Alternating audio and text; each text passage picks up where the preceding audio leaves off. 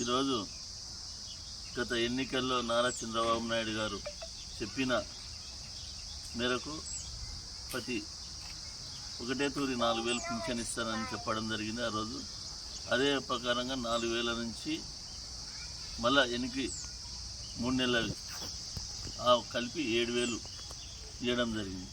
ఈరోజు పింఛన్దారు చాలా చంద్రబాబు నాయుడు చెప్పినందుకు వెంపడే మాట నిలబెట్టిన 15 రోజులకే ఇవి ఇవ్వడం చాలా సంతోషం చేస్తున్నారు. గతంలో 2,000 నుంచి 3,000 చేయనీక 5 సంవత్సరాలు వాళ్ళకి 250 చేసి 5 సంవత్సరాలు అయింది. నారా చంద్రబాబు నాయుడు చెప్పడం వెంటనే ఇంతకుముందుకు 1,000 రూపాయలు 200 ఉండే పింఛను 1,000 రూపాయలు చేసింది చంద్రబాబు నాయుడే. 1,000 నుంచి 2,000 చేసింది చంద్రబాబు నాయుడే. ఇప్పుడు 3,000 నుంచి 4,000 చేసింది కూడా చంద్రబాబు నాయుడు.